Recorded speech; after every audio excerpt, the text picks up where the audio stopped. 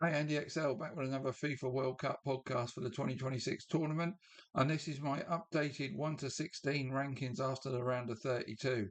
So this is all 16 remaining teams ranked from top to bottom. Now, I promise this has been recorded after the Morocco victory over Canada, but I promise you it was written beforehand. So anyway, on we go. So number one is France, who were number one before this round, the round of 32. Now they've played 4, won 4, scored 13, conceded 2. They came into the tournament as favourites and came out of the group phase with the best record in the tournament and maybe looked even better against Sweden in the round of 32. So they are clearly the team to beat and have the best squad depth for good measure. Their possible route to the final looked like they would have to beat Sweden, Germany, the Netherlands, and Spain. So that was a pretty tough route for any team, even them. They took care of Sweden, and now they get Paraguay, who knocked the Germans out, but will be an easier matchup for the French. And Morocco now look likely to be the next big hurdle for the French in the quarters after Morocco knocked out the Netherlands. Number two, and staying at number two in my rankings as they were before the previous round, are Argentina.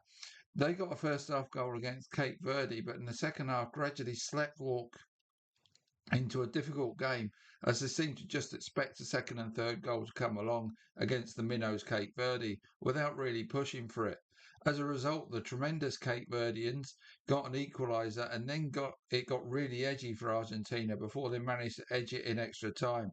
I still think Argentina are the best team in the bottom half of the draw right now, even if this game did show how reliant they are on Messi's brilliance. And they need some of their quality players to emerge from Messi's shadow from here on in if they're to justify the second ranking in this list. Third in this list now, moving up one spot from number four, is Spain. Played four, won three, drawn one, scored four, conceded none. Well done, Cape Verde, for the draw. Again, Cape Verde come out of this with credit. Now, Spain put up their best performance of the tournament in beating Austria 3-0, but it has to be said this was against opposition that offered next to nothing as an attacking threat, failing to register a shot on target against the Spanish. But you can only beat what is in front of you, and Spain did the job impressively and could well have won by a wider margin. Next, they face Portugal in an Iberian derby that will surely be a tougher test than that offered by Austria. But on this showing, the Portuguese have more to worry about than the Spanish in the next round.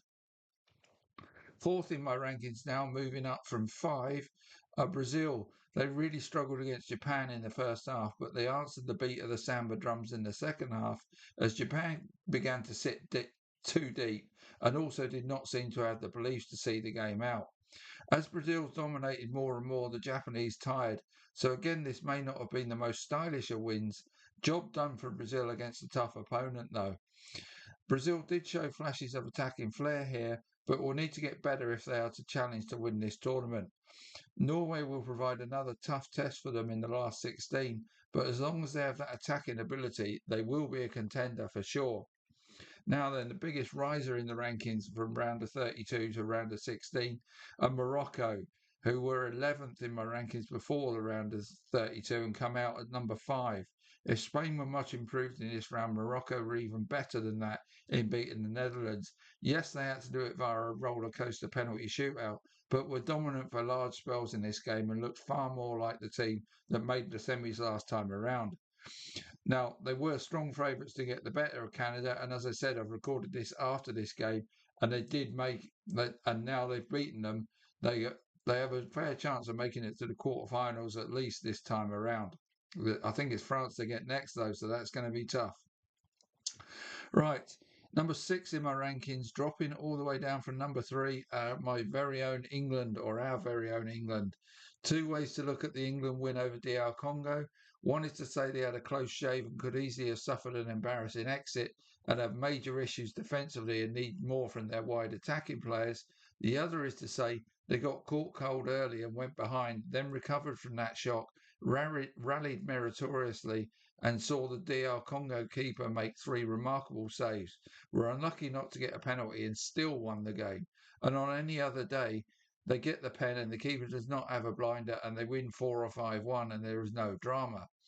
The truth is, both statements are true. There is certainly significant room for improvement, but this is still a very good team.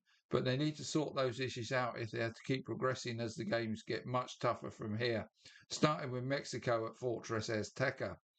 And it's the Mexicans that rise from 8 to 7 in my rankings that are up next. Played 4, won 4, scored 8, and yet to concede, and will certainly pose a severe test at the altitude at the same venue, the Azteca, for England potentially in the last 16. Well, it's not potentially now, it is. But they have yet to face any teams who must have much of an offensive threat. And England will be much more of a test in that regard for sure. So England and Mexico are closely matched in that game, which is why they're next to each other in the rankings. And either of them will going to come out to play potentially Brazil in the quarters. Number 8, moving up 4 spots from 12 are Colombia.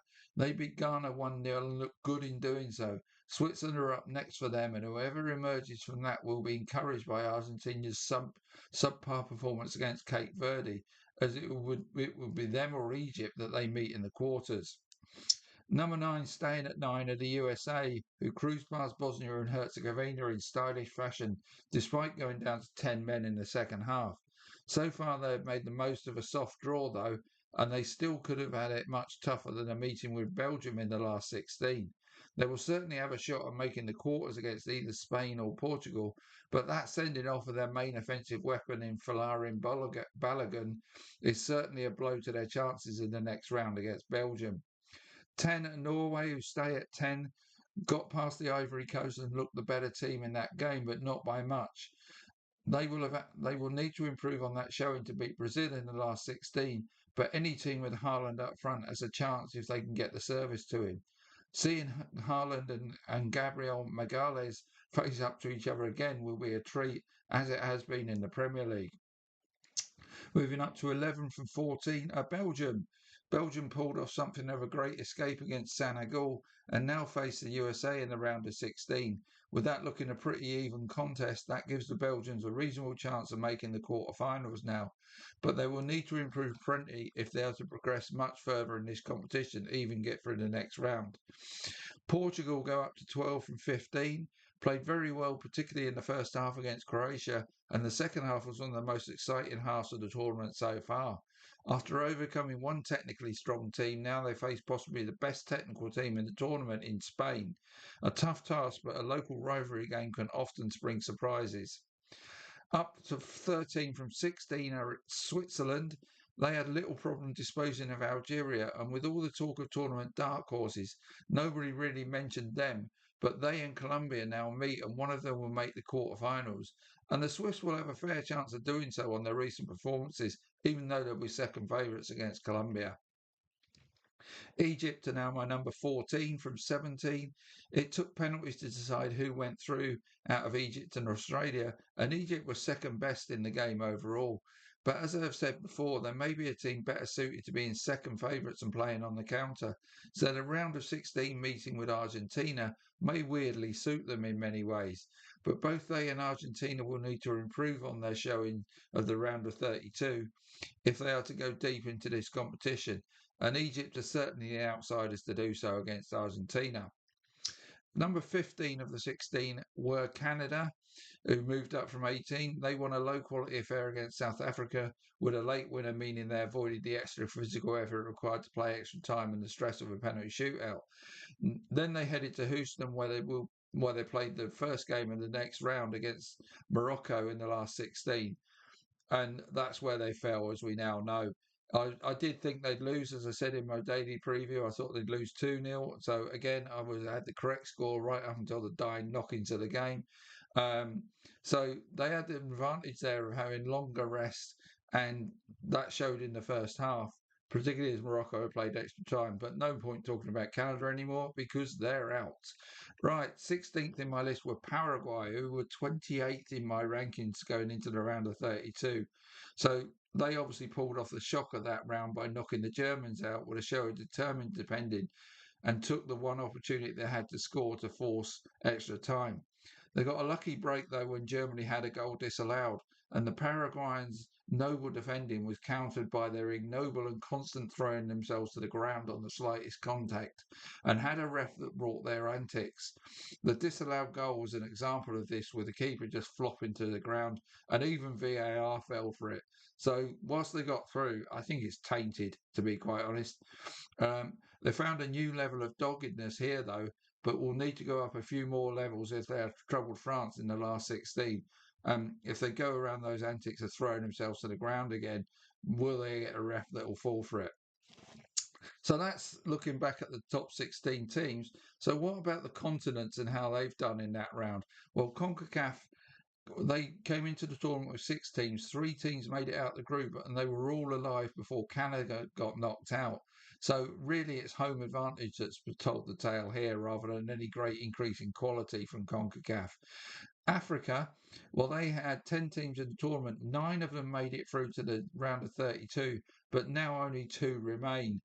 Um, so, you know, as I said, I thought these African teams that made it out of the groups would be more spoilers than any potential to win the tournament.